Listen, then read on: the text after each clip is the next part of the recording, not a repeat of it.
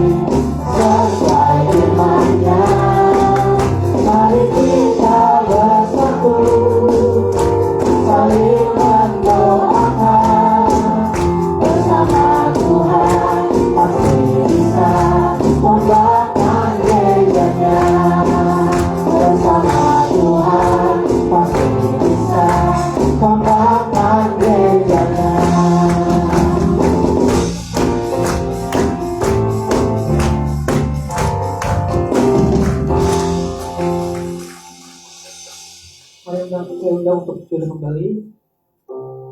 Terima kasih Tuhan, terima kasih Roh Kudus. Sungguh kami sangat bersyukur Tuhan kami datang di tempat-Mu Tuhan Yesus. Terima kasih Tuhan Yesus, Kau telah tibakan kami di tempat ini tanpa kekurangan suatu apapun Tuhan. Firman-Mu Tuhan berkata 2-3 orang berkumpul, Tuhan hadir. Tuhan Kau melihat Tuhan, begitu banyak Tuhan kami yang datang Tuhan.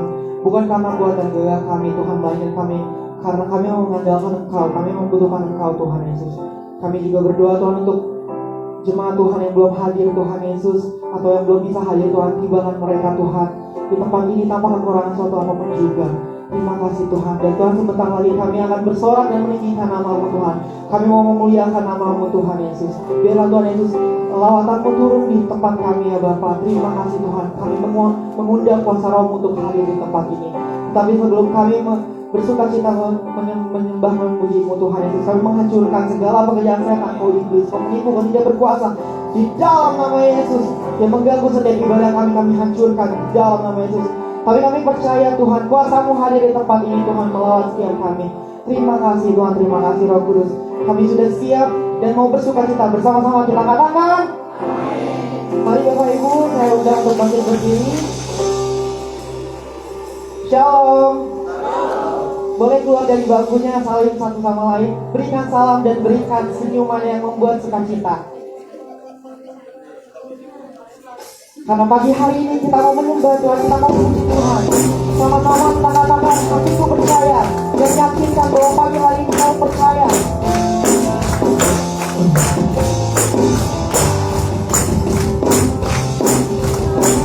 Tuhan katakan, jatuh batu dan keselamatanku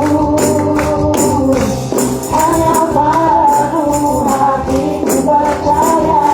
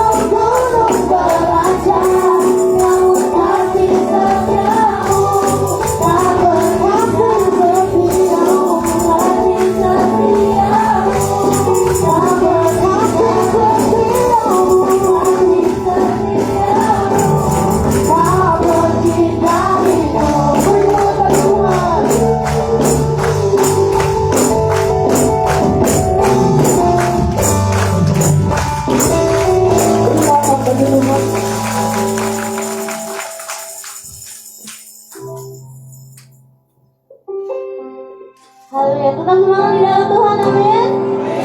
Karena setiap orang yang percaya kepadanya akan menyerahkan namanya. Haleluya.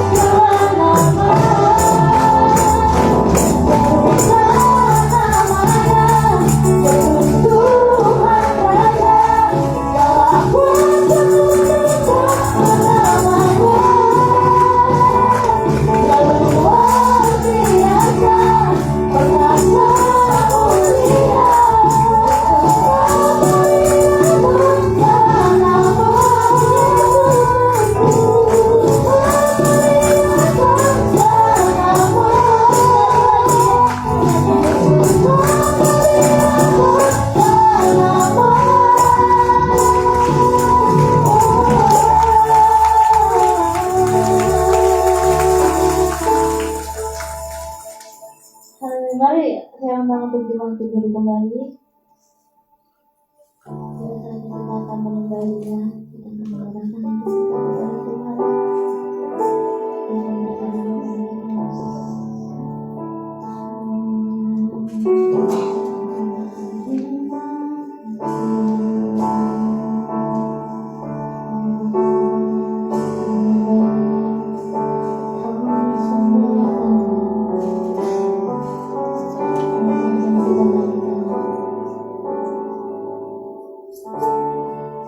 Saat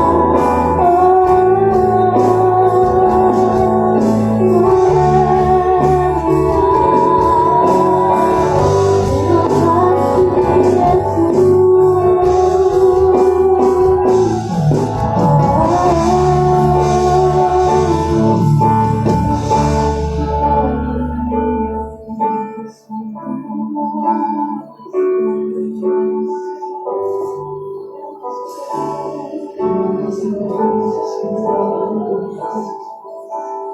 Berharap Tuhan kami bermulia terus Tuhan Yesus. Kami mau terus bersyukur Tuhan boleh Tuhan kasih. Terima kasih Tuhan. Mari Bapak Ibu dan menyembah Tuhan, katakan haleluya. Oh kami lakukan terima kasih.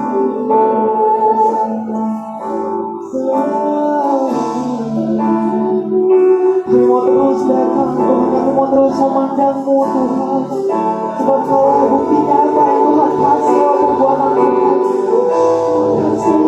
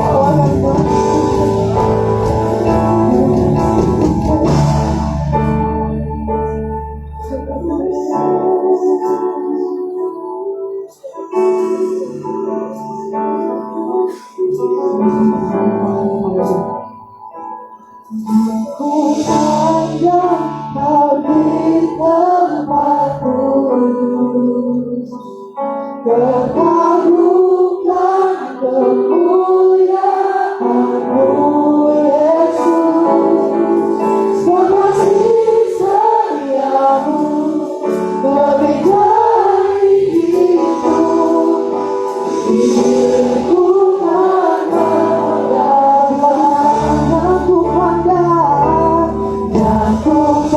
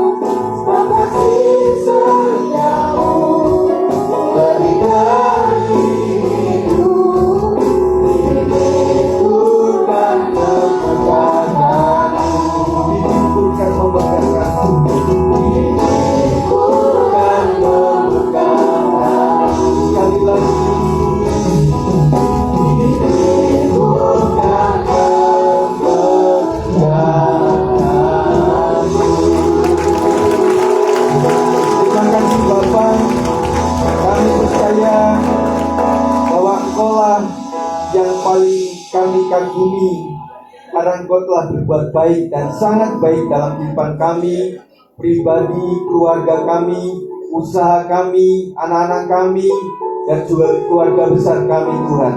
Dan kami percaya hormat kemuliaan hanya bagi Tuhan saja. Dan Tuhan, sebentar lagi kami akan belajar tentang kebenaran firman Tuhan. Sampaikanlah ya Roh Kudus, supaya kami mengerti dan kami tahu bahwa iblis tidak suka dengan adanya apapun yang dibentuk oleh Tuhan, termasuk dalam keluarga. Dan kami ingin Tuhan membedahi ini semuanya, kiranya Tuhan akan memimpin pakai hamba-Mu untuk menyampaikan, lidah mulut diberkati, diurapi oleh Tuhan.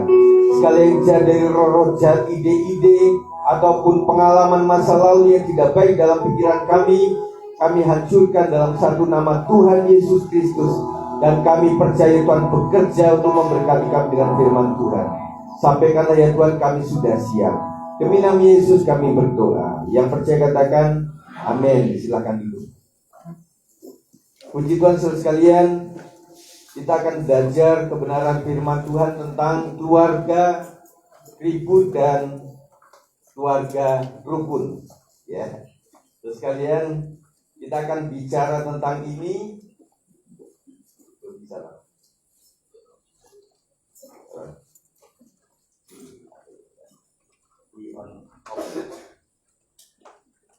Nah, saudara sekalian, sebagai pendahuluan pembentukan keluarga itu adalah inisiatif Allah sendiri. Betul? Nah, kita tahu bahwa setelah penciptaan, maka Tuhan memberikan sebuah ide, yaitu pembentukan tentang keluarga. Dimulai dari Adam dan Hawa. Nah, tetapi saudara sekalian, kita tahu bahwa iblis itu apapun yang dibuat oleh Allah akan diganggu gitu, akan diancam, dan kemudian akan diporak-porandakan seperti itu. Oleh sebab itu, Bapak Ibu Saudara sekalian, banyak sekali yang terjadi dalam keluarga itu, perpecahan, perceraian, dan juga masalah ekonomi apapun ujungnya supaya keluarga itu pecah. Ya, kita akan belajar sama-sama tentang kebenaran-kebenaran ini.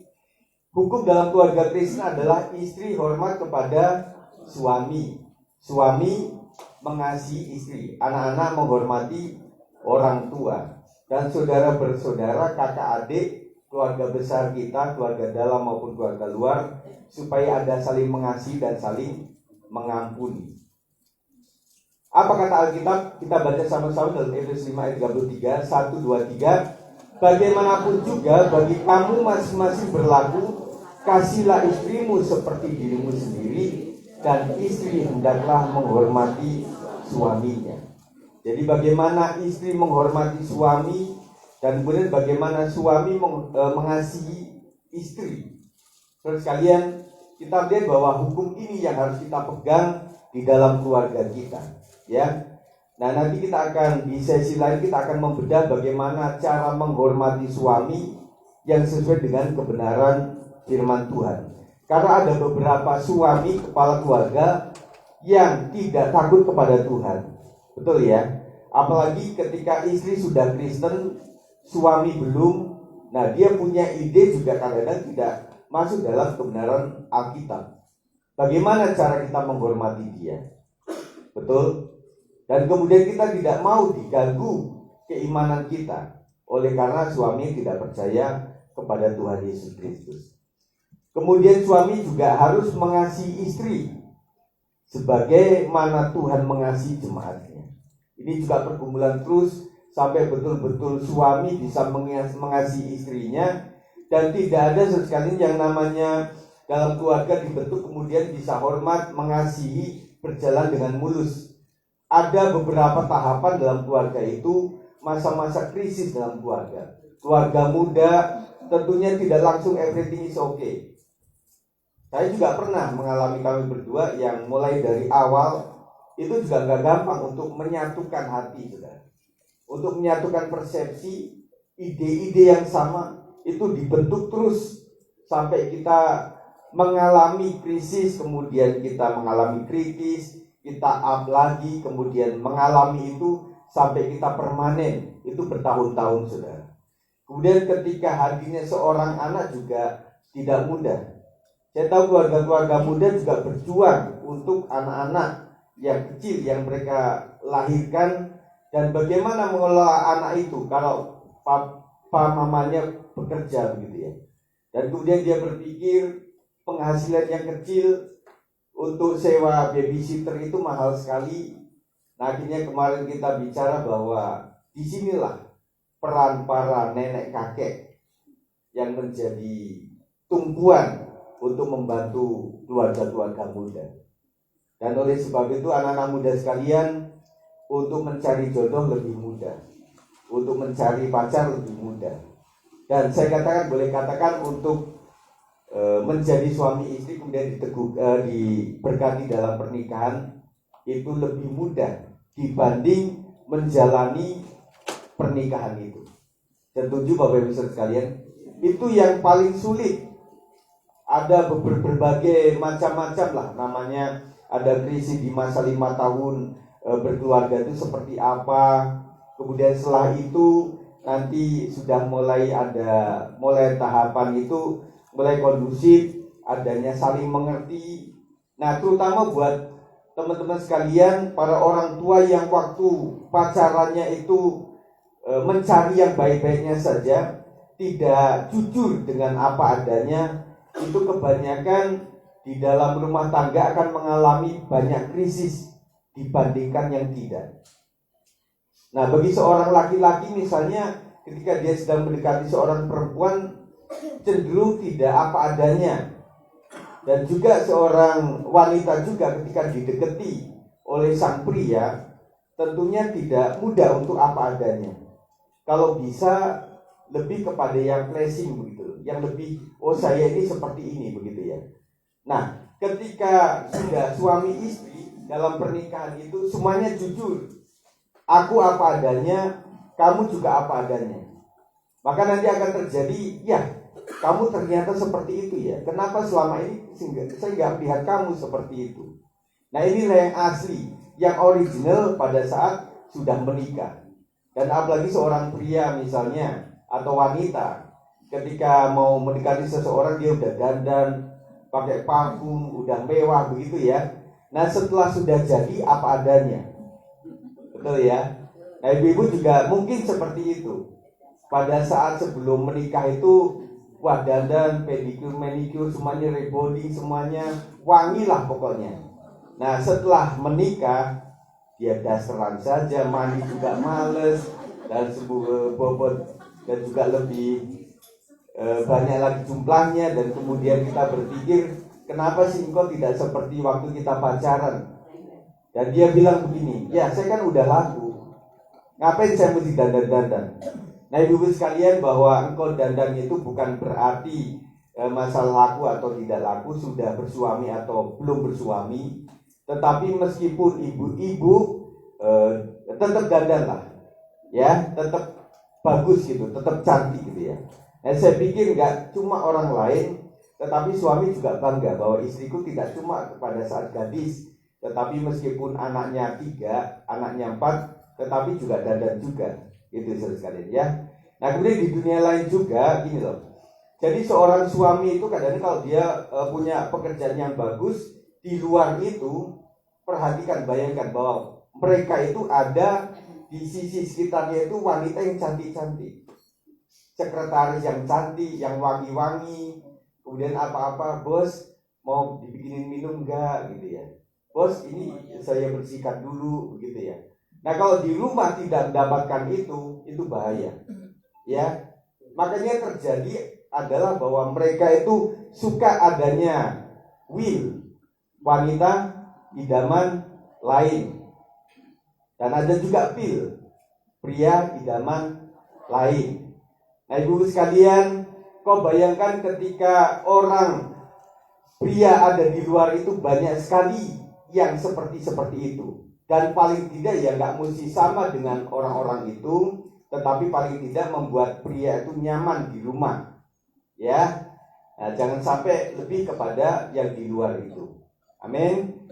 Nah, saudara sekalian, kita lihat di sini bahwa yang kedua adalah Keluaran 20 ayat 12 mengatakan, bagi para anak-anak muda, hormatilah ayahmu dan ibumu supaya lanjut umurmu di tanah yang diberikan Allahmu kepadamu. Nah, teman-teman anak-anak muda, anak-anak, kau bisa melakukan apapun penilaian terhadap orang tuamu, tetapi rumusan panjang umur tetap hormat kepada ayah dan ibu. Suatu saat saya mengunggah tentang lagu doa seorang anak yang kita nyanyikan di BKS BKI waktu itu memberikan kesan bahwa kita harus hormat kepada orang tua kita. Dan saya percaya meskipun kita sudah umur 60 tahun, 70 tahun, dan kita tetap punya orang tua yang harus dihormati. Amin. Nah, puji Tuhan. Tidak ada keluarga yang sempurna, yang ada adalah keluarga yang lebih baik. Nah, tidak ada keluarga satupun, keluarga gembala atau pendeta dimanapun, tidak ada yang sempurna. Pendeta adalah manusia juga, rocker juga manusia, pendeta juga manusia juga. Artinya ada titik-titik kelemahan yang saudara sadari bahwa Pak Sigit, Ibu Asrin itu manusia biasa. Bukan satria baja hitam, bukan orang yang turun dari planet lain, tetapi mereka adalah manusia biasa. Kalau ada baiknya kita dukung, kalau ada masih tidak ada, maaf saya, maksudnya kalau masih ada yang tidak baik, kita doakan. Jadi itulah yang menjadi peran jemaat untuk para gembala dan juga lain-lain orang. Saya lihat bahwa setiap kita para pelayan Tuhan pun ada juga yang tidak sempurna, yang masih kurang seperti itu. Dan kita doakan terus, tidak diomongin, tidak digibahin, tidak digosipin ke tempat lain, tetapi kita mendoakannya. Nah, kalau kita mencari yang sempurna, kita tidak akan pernah menemukan itu, saudara. Dimanapun, ketika kita melihat orang itu mencari sebuah tempat yang sempurna, saya pikir dia salah. Karena gereja itu adalah seperti bengkel rohani, di mana kita dibentuk, kita diolah, saudara. Dan berharap masuknya tidak ganteng ketika dia sudah keluar menjadi orang-orang yang manis secara rohani. Itulah gereja Tuhan. Jadi tidak ada keluarga yang sempurna. Tetapi keluarga yang lebih baik mungkin ada, saudara. Kita ingin menjadi keluarga yang lebih baik daripada yang lalu-lalu. Keluarga yang bertahan adalah keluarga yang saling mengampuni. Tidak ada pernah kita yang tidak pernah mengalami kesalahan antar keluarga kita. Tentunya kita sempat berbuat salah. Tetapi buat saya adalah dari mana engkau datang, bagaimana keadaanmu, itulah yang kita akan teruskan menjadi pemulihan-pemulihan. Makanya ada saling mengampuni satu sama lain.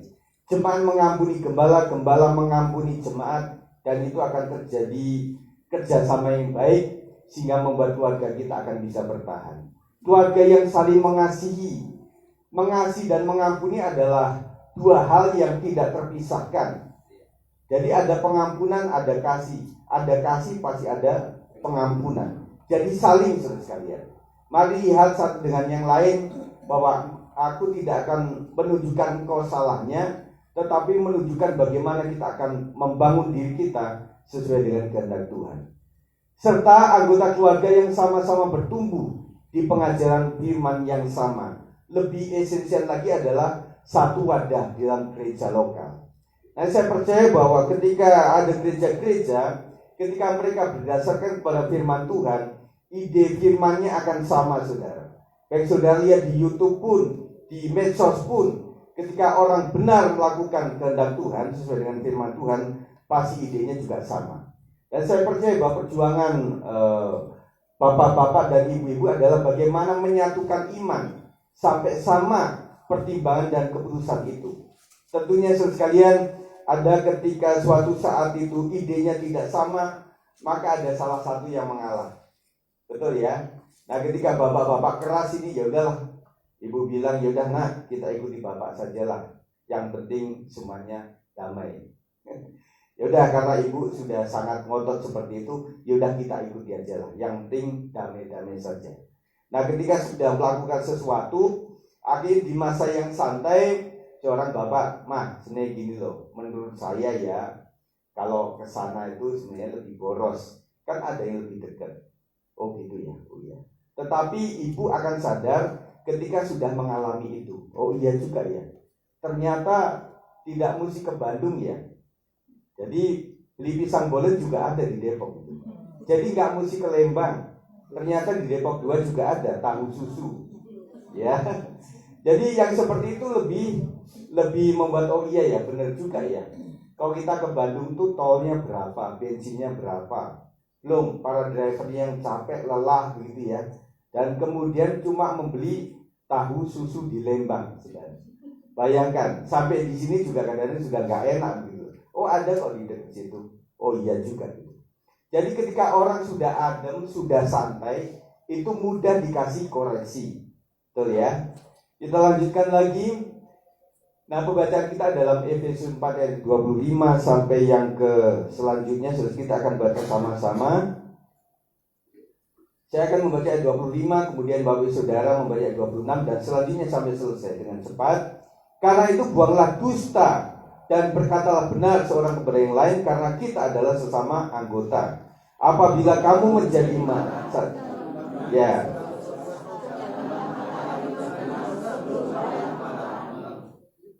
Dan janganlah beri kesempatan kepada iblis.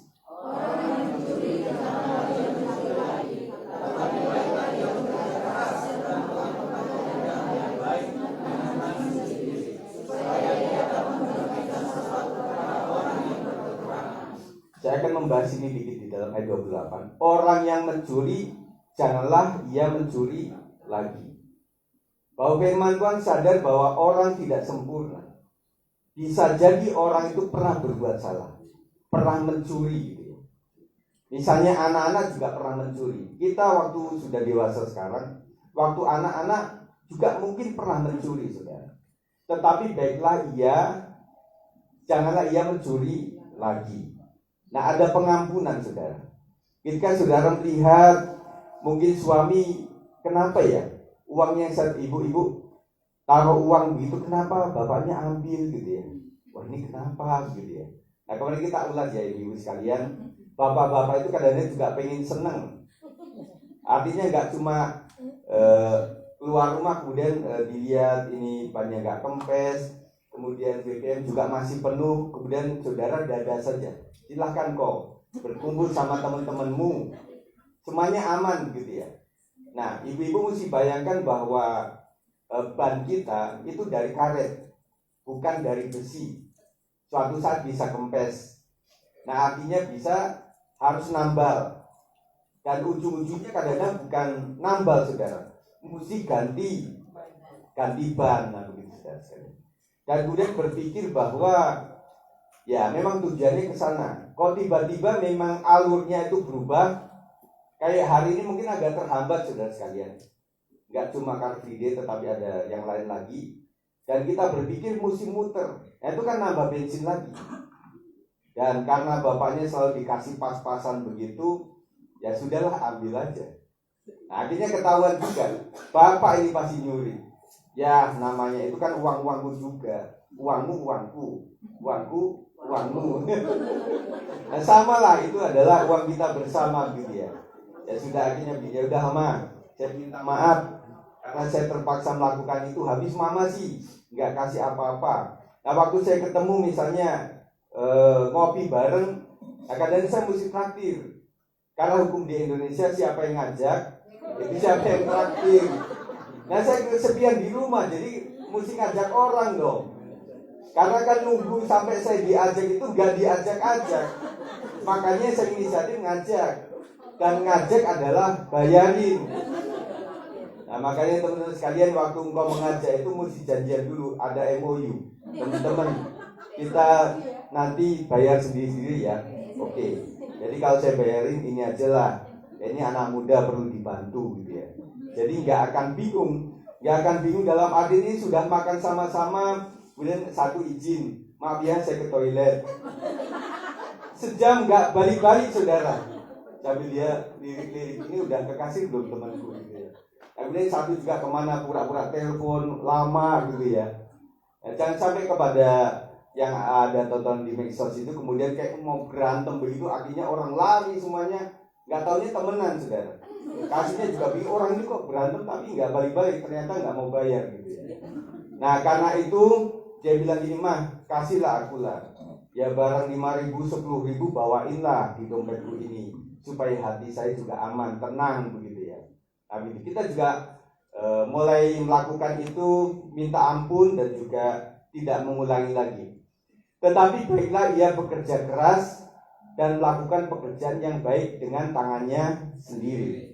Nah, ada beberapa hal orang nyuri bukan karena kasus itu, tetapi karena malas.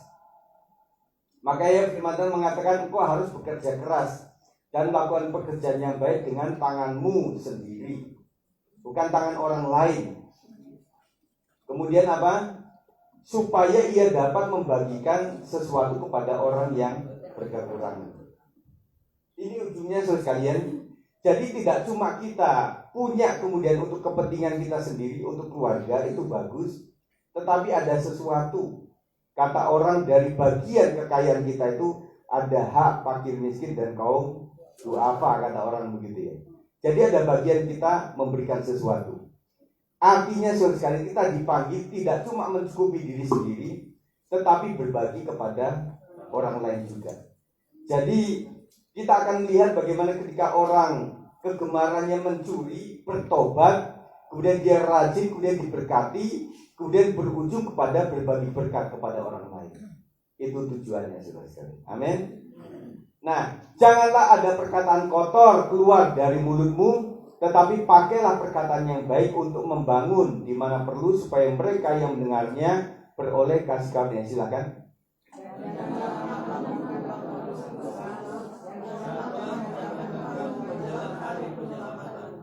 Segala kepahitan, kegeraman, kemarahan, pertikaian, dan fitnah hendaklah dibuang dari antara kamu.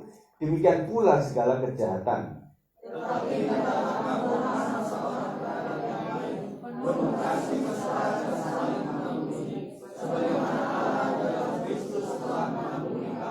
Puji Tuhan. Keluarga yang rukun, harmonis, dan bersatu tentu digambarkan semua orang. Namun untuk mewujudkannya tidak semudah membalikkan tangan. Nah, sini memberikan kita kunci untuk membangun keluarga yang rukun. Kunci membangun keluarga yang rukun yang pertama adalah menyatakan kejujuran. Tidak ada dusta di antara kita. Amin. Ayat 25 mengatakan, karena itu buanglah dusta dan berkatalah benar seorang kepada yang lain, karena kita adalah sesama anggota. Terus kalian suami istri dan kemudian anak-anak mending berkata jujur. Kadang orang bilang jujur artinya hancur. Ya, mending ditutup-tutupi. Tetapi ingat bahwa dosa itu melahirkan dosa.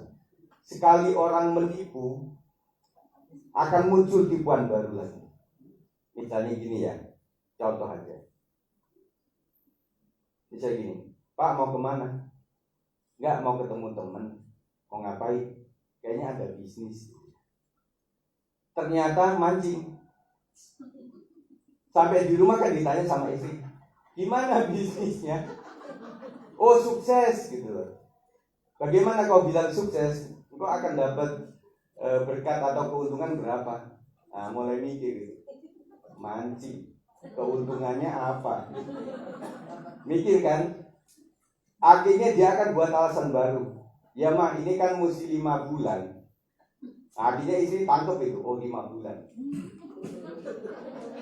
Bapak-bapak mikir terus itu ya, apa ini ya? Betul? Setelah 5 bulan istri tanya, Pak, gimana bisnisnya? Hasilnya gimana? Wah, mulai reka ulang lagi. Aduh, ngomong apa lagi nih? Ya temanku ini lagi mendelay gitu, jadi nggak bisa 5 bulan pas gitu. Jadi berapa? Kayaknya 2 bulan lagi lah. 2 bulan lagi ditanya saudara, itu akan lingkaran, ya, itu nggak akan habis-habis. Mending aja, ya maaf mah, memang tadi saya bilang bisnis, sebenarnya saya mancing. Selesai itu. Nah setelah itu kan istri ngomel-ngomel tuh.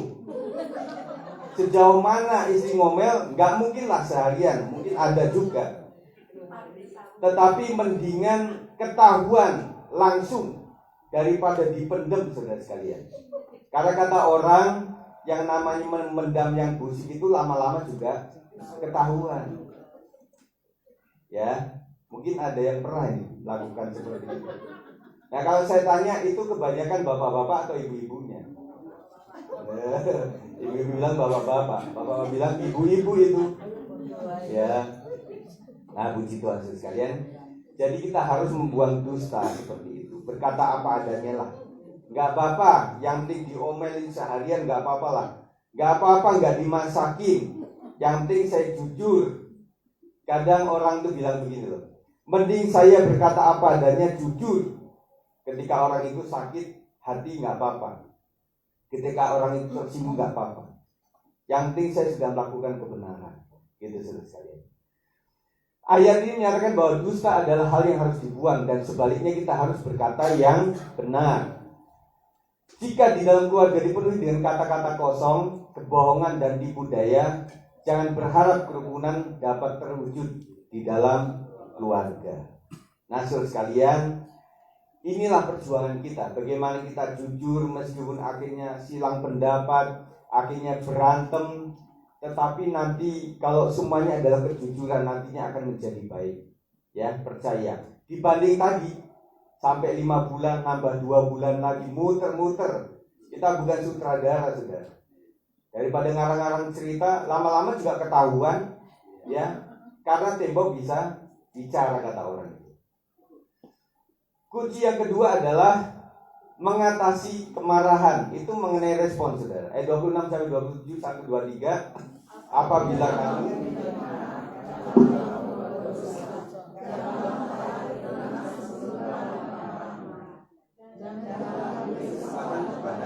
iblis. Ya. Prinsip penyelesaian jika konflik kemarahan tidak bisa terhindarkan, maka sebelum matahari terbenam, sore hari amarah harus sudah selesai. Prinsipnya adalah selesaikan sesegera mungkin agar tidak berubah menjadi dendam berkepanjangan. Ini penting, saudara sekalian. Saya ingatkan kepada orang-orang melankolis, flegmatik yang kayaknya udah selesai, tetapi kebanyakan dianggap selesai. Itu bahaya. Saya saksikan kembali waktu saya mau membuat skripsi. Waktu itu kan susah ya, membuat skripsi gak gampang.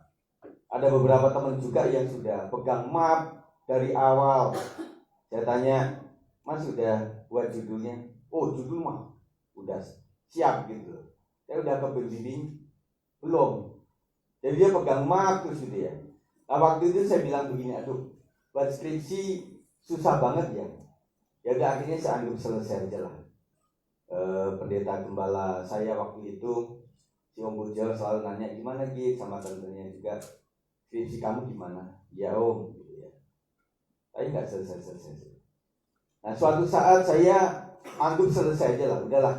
Mau STH atau enggak ya terserah aja lah. Pokoknya saya melayani Tuhan begitu ya. Nah, suatu saat saudara sekalian, saya di dalam kumpulan orang sedang sukacita itu kayak sesenggukan, saudara, di sini. Jadi kayak ada sesuatu beban dalam hati saya, ini ada yang belum selesai gitu. Saya kayak ya, pernah kayak sesenggukan gitu. Saya habis nangis. Loh, saya lagi sukacita ini suasananya. Nangis dari mana gitu loh. Dan ternyata batin, saudara, bawah sadar saya itu sedang punya beban untuk itu, saudara. Tetapi akhirnya saya belum tahu waktu itu ya. Nah, akhirnya saya mulailah buat skripsi, mulai judul itu saya ajukan. Karena waktu saya membuat skripsi itu saya tinggal di Pamulang waktu itu. Jadi cukup jauh ke Petamburan, itu cukup jauh. Dan cukup macet ya. Dan kemudian saya berpikir, ya, saya sudah mulai aja. Akhirnya saya ajukan judul. Kemudian Pak Yonatan Trisna sama dosen pembimbing itu kasih arahan begini. Saya bicara mengenai karakter anak sebagai karakter warga kerajaan surga. Artinya di ending-endingnya pembimbing saya bilang begini, Pak almarhum Pak Runtuh, ini kalau kamu dengan judul karakter anak sebagai karakter warga kerajaan surga, kamu bisa salah. Kenapa? Enggak semua karakter anak itu baik. terus gimana? Gini, karakter anak sebagai contoh karakter warga kerajaan surga. Gitu. Oke, saya ubah seperti itu. Nah, aneh sekali ketika saya sudah melakukan skripsi itu, nah saya mulai sumringah gitu dalam hati, mulai sejahtera. Akhirnya saya ajak teman-teman saya, karena saya tinggal di Pasori, di Pamulang waktu itu. Saya ajak teman-teman saya, dan teman-teman saya itu sampai hari ini cukup berhasil mereka ini. Menjadi orang-orang semuanya, menjadi berhasil lah, bila rumah tangga juga berhasil. Dan akhirnya saya ajak mereka traktir makan, saya ajak mereka ke pecel lele, saya ajak ke itu soto Jakarta itu ya. Nah kemudian saya awalnya itu punya berat badan itu sekitar 70 berapa itu, kok kecil sudah. Kecil gitu ya. Nah kemudian setelah saya sukacita, saya melakukan itu, saya naik badan sudah saya. Jadi sampai 80 waktu itu. Naiknya kenceng banget gitu. Nah saya lihat bahwa yang dianggap selesai itu belum tentu selesai sudah. Ya, itu batin. Mendingan orang kolerik habis gitu, nggak suka udah selesai. Tapi buat orang melankolis kadang-kadang dipendem dulu. Nah itu jadi hal-hal yang tidak baik. Nah dendam ini bisa terjadi ketika orang memang memendam saudara. Jadi kalau selesai hari itu selesai. Tetapi kalau masih dipikirin sampai malam, nah itu akhirnya gondok.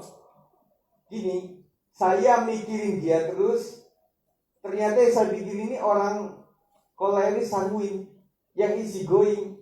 Artinya hari itu